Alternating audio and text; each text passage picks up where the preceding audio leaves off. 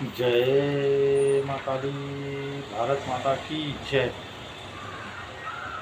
भारतवासियों, जब मैं भाजपा की तारीफ करता हूँ तो आज मैं उसकी बुराई करने जा रहा हूँ। मेरा स्लोगन है, निकम्मी भाजपा, नकारा भाजपा, सनातनियों के खून से जो राज कर रही उसी का नाम है भाजपा।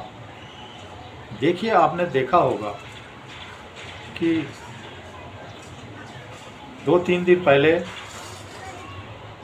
बंगाल में हनुमान जी की मूर्ति को खंडित कर दिया था इन जिहादियों ने, ये टीएमसी के गुंडों ने।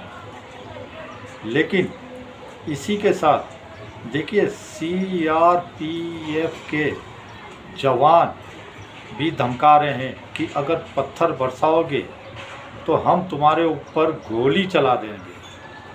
लेकिन इन जिहादियों को भी पता है, टीएमसी के गुंडों को भी पता है कि ये गोली नहीं चलाएंगे, ये सिर्फ धमकाएंगे। क्योंकि भाजपा गोली चलाने को कह ही नहीं सकती, क्योंकि इसे बंगाल जीतना है, नहीं तो अफरा तफरी मच जाएगी। लेकिन मेरा मानना है कि ऐसे समय पे भी गोली नहीं चलाएंगे तो फिर कब गोली चलाओगे बीजेपी वालों? ओ अमित शाह, तू तो बोलता है डरो मत, घबराओ मत, बिना डरे वोट दो। अरे तू तो इतने बड़े बड़े कमांडो के जो ऐसे देश के बहादुर जवान हैं, अपनी जान देने को तैयार रहते हैं हरदम तुझे बचाने के लिए, और तू कह रहा है डरो मत, बिना डरे वोट दो। इतने पहरेदारी में रहने के बाद और इतने बेशर्म गृह मंत्री बना घूम रहा है कि 7 जजों का 2 दिन पहले दोपहर में बंधक बना लिया 7 जजों को, जिसमें से की 3 महिलाएं थी। और तू देख के भी तेरे को शर्म नहीं आई कि क्या हो रहा है।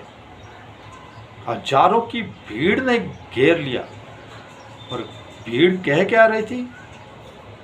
हम तो हजरत के वारिस हैं, हम तो हजरत के वारिस हैं और मांस खाने वाले हैं, गाय का मांस खाने वाले, गाय का मांस खाने वाले हैं। अगर कोई कुछ बिगाड़ सकता है हमारा तो बिगाड़ ले, नहीं तो हम किसी को नहीं छोड़ेंगे।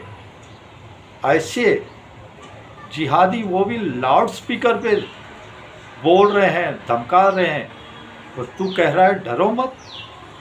अरे बेशर्मी की हद होती है, निकम्मेपन की हद होती है। गृह मंत्री पद पर बैठने का तुझे एक पल के भी अधिकार नहीं है अमित शाह। अब क्या सुप्रीम कोर्ट के चीफ जस्टिस सूर्यकांत साहब तुझसे कहेंगे कि वहाँ राष्ट्रपति शासन लगा दो बंगाल में? बेशर्मी की हदें पार करते जा रहे हो। इतनी निकम्मी नाकारा। नक्सलवाद ख़त्म कर दिया, नक्सलवाद ख़त्म कर दिया। अरे नक्सलवाद ख़त्म करके क्या करोगे जब सरेआम भारत को ललकार रहे हैं ये जिहादी, ये ममता भानो। अरे जब नेहरू ने शेख अब्दुल्ला को उठा के जेल में डाल दिया तो ममता भानो की तो औकात ही 2 टके की है, और इस समय पूरा देश तुम्हारे साथ है, सुप्रीम कोर्ट तुम्हारे साथ है, सारे सनातनी, सारे हिंदू तुम्हारे साथ है, जो देशभक्त मुसलमान है वो भी तुम्हारे साथ हैं। लेकिन तुम्हें तो पता नहीं कब शर्म आएगी, कितने लोगों को मरवा के। अब तो मुझे समझ में आने लगा है, जितनी लाशें हिंदुओं की बिछेगी, सनातनियों की बिछेंगी, बीजेपी को वोट देने वालों की बिछेगी, उतनी ही ज़्यादा लाशों से तुम अपनी सरकार बनाओगे और तुम राज करते जाओगे सनातनियों को मरवाने के बाद। देखिए कितनी निकम्मी भाजपा सरकार होती जा रही है। इतनी निकम्मी तो कोई दुनिया की सरकार नहीं होगी।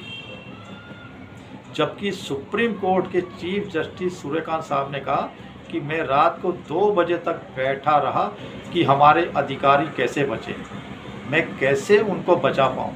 कितनी तेज़ी से जब सीआरपीएफ, कोई देखो डीजीपी, कोई चीफ सेक्रेटरी कलकत्ता का, जिनको फ़ोन लगाते रहे वो फ़ोन ही नहीं उठा रहा, बोला उपलब्ध ही नहीं है। वो तो पहले ही पता है उपलब्ध नहीं है, लेकिन चीफ जस्टिस साहब को इतनी फिक्र थी कि वो रात को 2 बजे तक जग के कह रहे हैं, मैं एक एक हरकत पे, एक एक पल पे ध्यान रख रहा था कि मेरे जो अधिकारी हैं उनको कैसे बचा पाऊँ, मैं उनको कैसे निकाल पाऊँ। और देखिए कैसे गाड़ियों में तोड़ फोड़ कर दी, फिर भी इतनी तेज़ी से गाड़ियाँ चली जा रही हैं, फिर भी उनके ऊपर पत्थर बरस रहे हैं। कैसे सीआरपीएफ के जवानों ने उन अधिकारियों को बचाया। और गृह मंत्री तो पता नहीं कौन से धुन में बैठा हुआ है। ये भारतवासियों, ये बहुत ही डरावना है। मैंने अभी वीडियो बनाया था कल ही, जो मैंने कहा एकजुटता सनातनियों हिंदुओं बहुत ज़रूरी है। हनुमान जैसे शक्ति भूले हुए थे, आप शक्ति भूल गए थे, उस शक्ति को जगाना बहुत ज़रूरी है, नहीं तो मिट जाओगे, ख़त्म हो जाओगे, किसी लायक नहीं रहोगे। आज अगर सोच रहे हो ना कि हम बच गए, लेकिन कल नहीं बचोगे, आने वाले समय में कल बिल्कुल नहीं बचोगे। जब इतने फोर्स है वहाँ पे बंगाल में, तब आप लोग नहीं बच रहे। आप लोगों के ऊपर बड़े बड़े अधिकारी, सुप्रीम कोर्ट के जज, 7 जज गए थे बताइए काम करने के लिए, उनकी गाड़ियां तोड़ दी, उनके ऊपर पत्थर बरसाए, तो आपकी क्या बुक्कत है। और इसी के साथ देखिए मालदा में ये सब हुआ, और मालदा में ये जो बाहर से रोहिंग्या बांग्लादेशी आके घुसे यहाँ पे पाकिस्तानी, और कुछ देश के हरामी गद्दार इनके साथ है, तो वहाँ पे पूरी अफीम की खेती होती है, पूरी अफीम की खेती से भर दिया है उस एरिया को। और वहीं याद करिए चिकन नेक है, वहाँ से ज़्यादा दूर नहीं है। मुझे तो लगता है वहाँ पे ये लोग मतलब 100% में से 100% इन जिहादियों ने कब्जा कर लिया है। जो कह रहे थे चिकन नेक को काट देंगे, तो सुप्रीम कोर्ट ने जमानत दी। घर पे जाके देख लो घर की क्या हालत है। लेकिन सुप्रीम कोर्ट भी कह रहा है कि मुझे मालूम है, हमें मालूम है, चीफ जस्टिस साहब कह रहे हैं कि इसके पीछे कौन है, तब भी तुम ममता भानों पे लगाम नहीं लगा पा रहे। ऐसी बेशर्मी तो मतलब कभी नहीं देखी। और देखिए अगर चिकन नेक कट गया तो फिर पूरा हमारा जो 7 सिस्टर बोलते हैं वो गया हाथ से। लेकिन इसको तो सत्ता की भूख है भाजपा को, मुझे लगता है सत्ता की भूख भाजपा के अंदर बढ़ती जा रही है। ऐसे ऐसे कांड भयंकर देख के कैसे मतलब सीआरपीएफ के जवानों पे जो जज हैं उन अधिकारियों पर, और जो वहाँ पे काम करने वाले हैं, अब चुनाव आयोग ने जो अधिकारी वहाँ पे नियुक्त किए हैं उनके अंदर कितना डर होगा। वैसे कैसे डर में वो सहमे हुए काम करेंगे, तो उसका नतीजा क्या निकल के आएगा। मैं तो हैरान हूँ, परेशान भारतवासियों। और क्या कहते चलें इसके लिए, जितना कहें उतना ही कम है। अब आप भी सोचिए कि क्या है, इस निकम्मे गृह मंत्री को बदलना बहुत ज़रूरी है। इसकी जगह पे अब मेरा जो मानना है कि योगी जी को, मैं कह रहा था 6, 7, 8 साल रखो उनको यूपी के अंदर, लेकिन अब योगी जी को गृह मंत्री बनाना समय की ज़रूरत हो गया है, बहुत ज़रूरी हो गया है। नहीं तो ना। और सबसे बड़ी बात है सनातनियों, आपको अपनी शक्ति जगाना, एकजुट होना बहुत ज़रूरी हो गया है। नहीं तो इतिहासों में नाम लिख दिया जाएगा कि कभी यहाँ हिंदू भी होते थे, हिंदू भी होते थे। ये हिंदुओं का देश था, सनातनियों का देश था, सनातन संस्कृति से चलने वाला ये देश था। अब अभी भी नहीं जागे ये सब देख के, तो मिट जाओगे अपने घर पे बैठ के, कोई नहीं बचा पाएगा। अमित शाह का तो खेल ही ख़त्म है। जब सुप्रीम कोर्ट के जज साहब, चीफ जस्टिस बता रहे हैं, कितना भयानक मंजर है। तो सोचिए, हमने तो आपने पूरा देखा भी नहीं कि क्या है। हजारों की भीड़ ने घेर लिया, बताओ, रात को 2 बजे तक चीफ जस्टिस इस पे ध्यान देते रहे, फिर भी कोई असर नहीं हो रहा, फिर भी पत्थर बरस रहे हैं।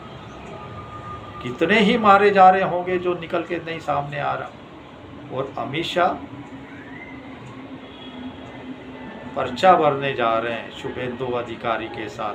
ममता भानों के घर पे रुक के वो बीजेपी के जो कार्यकर्ता हैं वो नाच गा रहे हैं, जश्न मना रहे हैं, जश्न। भाई ममता के घर के बाहर कि ममता को चिढ़ा के क्या करोगे? उसके बाद रुक भी गए 2 मिनट, 5 मिनट, 10 मिनट, आधा घंटा, तो उससे क्या होगा? उतना ही कहर बरपेगा। मैं कह रहा हूँ फौरन राष्ट्रपति शासन लगा कर पूरे बंगाल को अपने हाथ में लेके तब चुनाव कराया जाना चाहिए। इमरजेंसी इसमें राष्ट्रपति शासन डिक्लेयर कर देना चाहिए, और कोई रास्ता नहीं है। अगर राष्ट्रपति शासन अभी भी नहीं लगाया, इतना सुप्रीम कोर्ट के चीफ जस्टिस साहब का साथ है, तो समझो भाजपा जैसी निकम्मी, अमित शाह जैसा निकम्मा आज तक कोई गृह मंत्री देश में नहीं हुआ होगा। चलिए सनातनियों, आप भी जागिए। सरकार के करने से कुछ नहीं होगा, हमें भी जागना पड़ेगा। हमें कदम से कदम मिला के अपने देश को बचाना पड़ेगा। सोचिए समझिए क्या देश में हो रहा है, देखिए। चलिए, जय श्री राम, जय श्री हनुमान, वंदे मातरम, जय हिंद।